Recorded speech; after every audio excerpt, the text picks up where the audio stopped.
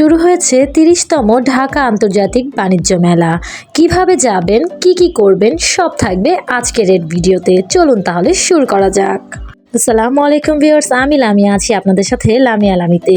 শুরুতেই চলে আসবেন যে যেখানেই আছেন সেখান থেকে কুড়িল বিশ্ব রোডে। বিশ্ব রোড থেকে আপনার সরাসরি বিআরটিসি বাস পেয়ে যাবেন বাণিজ্য মেলা পূর্বাচল পর্যন্ত। ভাড়া নেবে মাত্র 40 টাকা। আমরা যেহেতু বাইক নিয়ে গিয়েছি, আমরা বিআরটিসি করে যাইনি। আমরা পূর্বাচলের মনোরম দৃশ্য উপভোগ করতে করতে চলে গিয়েছি। অনেক বড় চওড়া রাস্তা, কোনো রকম জ্যাম কিচ্ছু নেই। আপনাকে আপনার গন্তব্যে পৌঁছাতে কোনো অসুবিধা হবে না।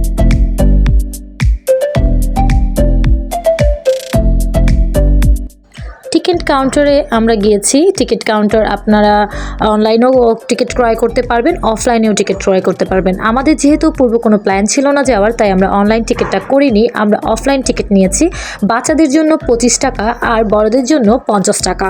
চেষ্টা করবেন একটু সকাল সকাল যাওয়ার জন্য, এতে করে ভিড় একটু কম থাকে, কারণ বেলা যতই গড়ায় ভিড়ের পরিমাণ আরও বাড়তে থাকে।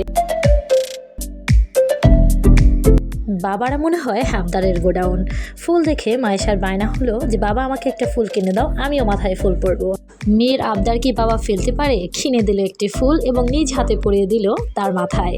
সব মেয়েরাই বাবাদের রাজকন্যা থাকে। বাবারা চেষ্টা করে তার মেয়েকে পৃথিবীর সবচেয়ে বেশি সুখ কিনে দেওয়ার জন্য। পৃথিবীতে যদি সুখ কেনার জায়গা হতো বা দোকান থাকতো, সবচেয়ে প্রথম ক্রেতা মনে হয় মেয়ের বাবারাই হতো। চলে এলাম ঢাকা আন্তর্জাতিক বাণিজ্য মেলার ভিতরে।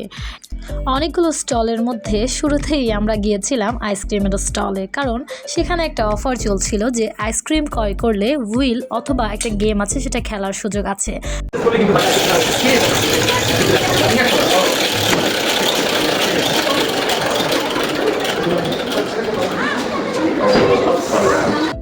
ওপস, কিছুই পেলাম না। আইসক্রিম খেতে পেরেছি, এটাই অনেক। তারপরে এই যে বড় বড় আইসক্রিমের সাথে আমরা ছবি তুলতে পেরেছি। বাচ্চাদেরকে বেশি আকর্ষণ করছিল আইসক্রিমগুলো। আমরা আইসক্রিমগুলোর সাথে হ্যান্ডশেক করেছি এবং ছবিও তুলেছি। পরবর্তীতে থাকবে আমরা আরও কি করলাম। সাথেই থাকুন লামিয়া লামির।